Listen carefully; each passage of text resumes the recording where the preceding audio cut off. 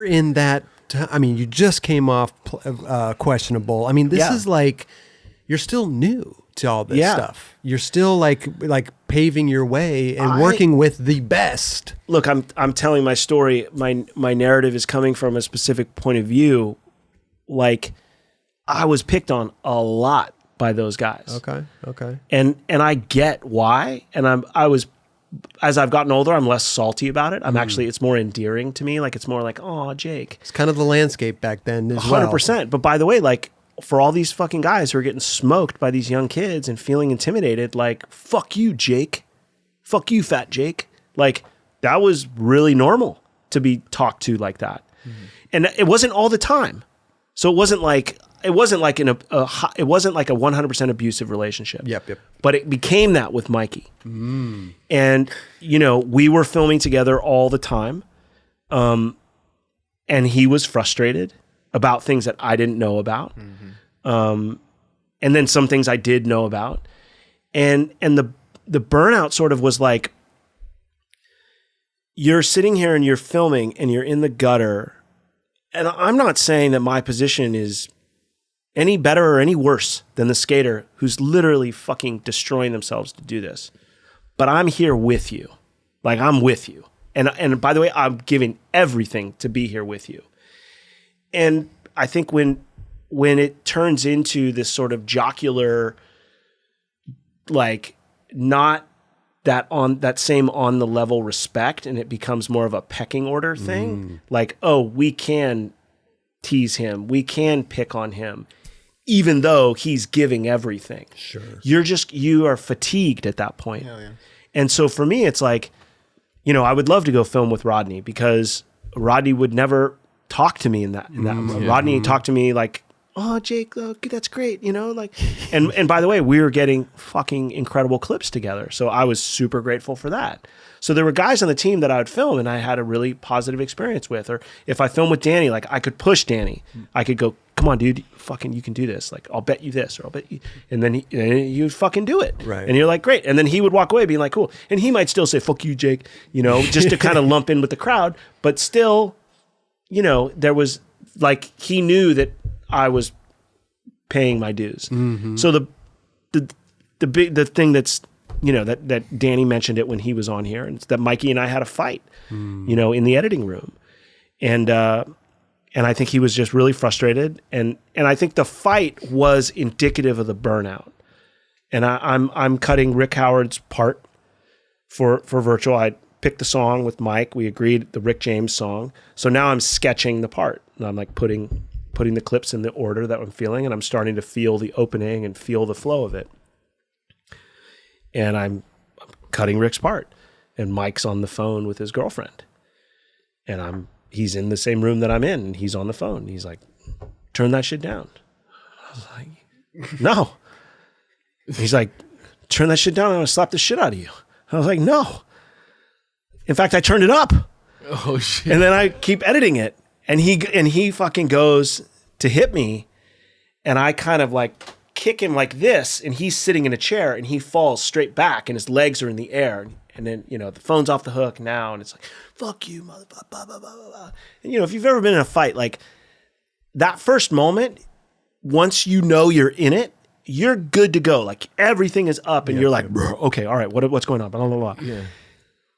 Well, he starts calling me out now, like, what are you, and like my body starts cooling off, and now I'm getting scared. I'm like, this is a guy that grew up fighting his brother, like, oh, fuck. And by the way, I idolized Mike Carroll. Yeah. Like, I filmed that guy. I love that guy. Everyone in front of the camera, I love them. I just wanted to, like, show people the way I love them, so that they felt that thing that I felt when they did something amazing. So he's yelling, fuck you, motherfucking fat Jake, blah, blah, blah, blah, fuck you. And I was so scared. Mike T and Rick are right behind him in the living room, and they're just like, you know, after the fact, you know, they were like, you know, like, oh shit. So I'm like, fuck, I don't know what to do. I'm fucking scared. I was like, okay, fuck it, let's go. So we walk out to the front of the house. We stand. She's like, let's go outside. She's like, you know, fuck you, I'll kick your ass and go outside. Okay, let's go outside. So we go outside, we stand outside the front door. And I was like, he's like, fucking, come on, you fucking. And I'm like, oh my God, what do I do? And I just went, boom. And I just swung as hard as I could. And I fucking hit him square in the jaw. Perfect shot. Boom. Hit him right in the jaw. And I swear to God, he literally goes, deja vu. He said deja vu right after I punched him. Like it was so fucking. Did you even phase him a little bit? Like, I mean, I did. I rung his bell. Like, no, I didn't knock him out. I don't think I was. You woke him up. Yeah, woke him up. Yeah. And he said, thank you. That's exactly what happened. He said, deja vu. And it was so weird because I remember time just stopped. And then he just grabs me, puts me in a headlock, and he's just pounding me in the head, just bop, bop, bop, bop, bop, bop, bop, bop, nonstop. And all I could do is keep my chin low. And when there's this ice plant in front of Mike's house, and I grab him, and I swing around, and I use my momentum, and I'm like about to throw him off this like 5-foot ledge. And he grabs me, he sticks his pinky like in my shirt like this, and he goes like that. And he locks into my shirt, and he pulls me down the ice plant.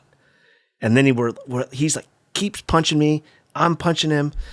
And then we're both like really tired. And then and he's like,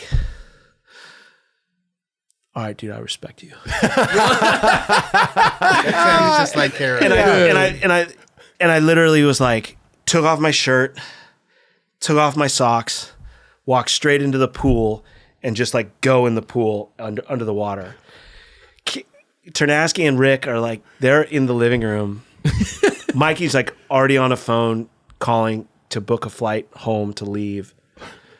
And they're like waiting to see me. Like they just, I've just gone straight to the pool. So they're like, and I think they were Rick and Mike were bummed that I didn't he just drilled the shit out of my forehead. And then Ternasky took me out to dinner. Oh yeah. Okay.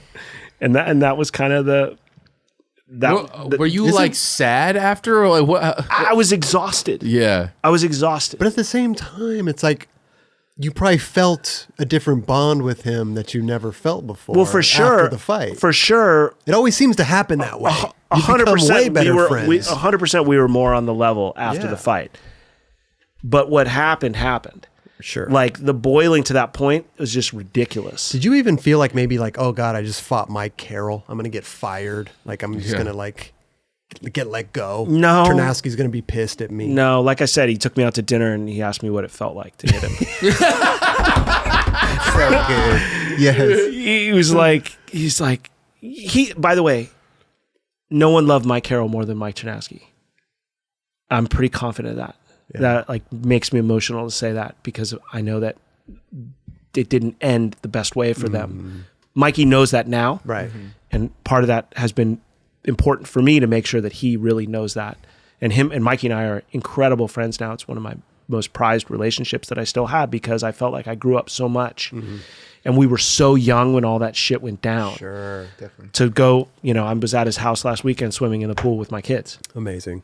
Like that shit makes me want to cry. Like that's the guy that inspired me so much as a kid. Like I loved him. And I wanted, when you saw him do the fronts, I wanted, and he caught it so well.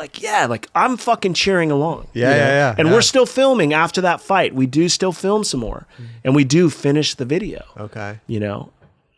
It's almost like on some Big Brother shit, not to cut you off. You guys had the longest relationship in leading up into that point. Yeah, right? for sure. So I think that, he's going to have those moments of just picking on you regardless because you guys have that rapport. Yeah. So I think, obviously the frustration of filming a video and him being in the fucking room with you editing in the moment on the phone with his girlfriend when he knows he can walk the fuck out. 100%. Right. Yeah. It's but that's Mikey too, right? Of course. Yeah. Not even editing his part, editing Rick Howard's part. Exactly. So it was just one of those things. I'm sure it was just a frustrating moment. But him also having his little hierarchy and being like, no, I'm not, and that's how, at that time, Mike was a dick, and I'm just being honest. I love Mike to death. A god and a dick, of course, and that's the thing that's so unique. And that's why it was acceptable at that time, and people would accept that shit. And I accepted it. A lot of people accepted it. The thing that pains me, one of the things that pains me the most, there's that line at Lincoln,